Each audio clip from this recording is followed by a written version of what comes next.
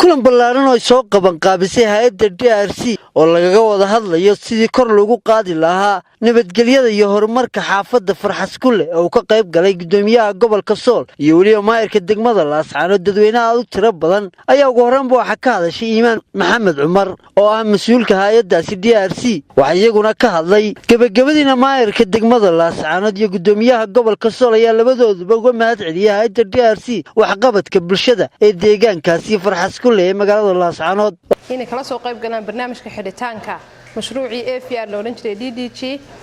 ee guddiga Farxaskulle iyo bulshada kale qaybaheeda iyo dhammaan shaqaalaha DRC DDG inta kadib waxaan yar faahfaahinayaa mashruucan sidoo uu ku soo bilowday iyo sidoo imika uu ku dhamaaday mashruucan si aad wada ogtihiinba wuxuu bilowday bishii 7 ee sanadkii 2017 ayuu bilowday waxa uu ahaa mashruuc laba qaybood iskugu jira qayb ah xalinta khilaafaadka iyo qayb kale oo ah in walxaa qarxa la burburiyo iyo wacyigelinta miinada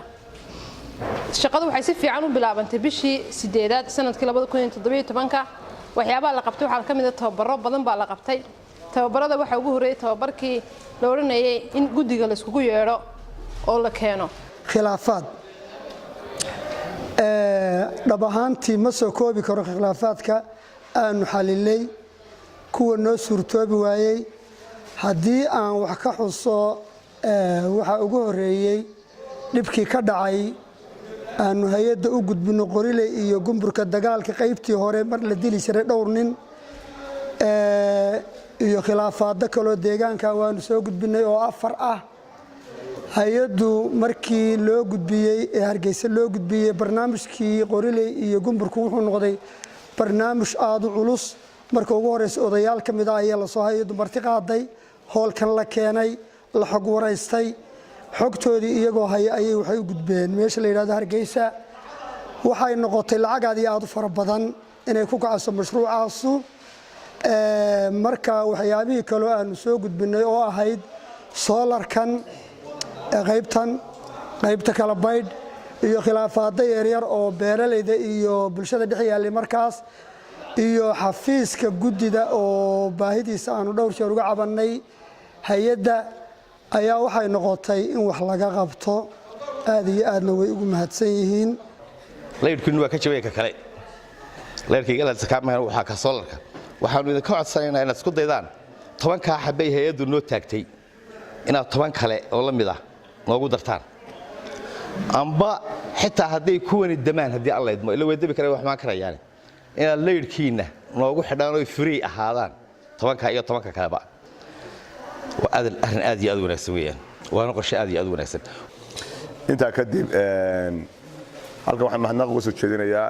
hay'adda DDG oo muddo 7 bilood waday muxuu ahaayay khilaafaadka muxuu ahaayay xaafadda Farxaskulle iyo degmada Kalabayd kuwaasoo codsiyadoodii ay ugu muhiimsan tahay in ay ka codsadeen dadweynuhu wixii ay ka codsadeen oo ahaa light wadooyinka ama dhulka madmadow in loo geliyo kuwaasoo ay aqbaleen tiina ay suurowday in ay maxay ahayd hawsha la fuliyo aad iyo aad baan ugu mahadnaqayaa dadweynaha waxaan ku wacyigelinayaa anigu hadal badan oran maaye waynu sugunimi kullay hay'adda DDG waa hay'adaha kale nooga soocan muddadii yarada nala joogtay waxqabadkay ka qabatay gobolka degmooyinka Laascaanood iyo Kalabaydh aad iyo aad baan ugu mahadnaqaynaa mar labaad iyo mar saddexaad iyo mar afraadba hay'addu Kalabaydh iyo Farxaskulle waxay ka samaysay guddiyo waxay ka furtay xafiis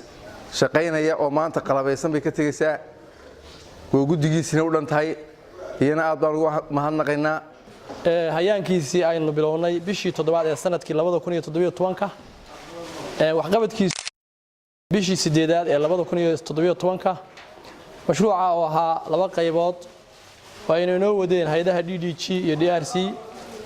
aan ahaa in dhulka dushiisa laga ururiyo waxyaalaha qarxa ee waxyeeli karaya dadka iyo dunyadaba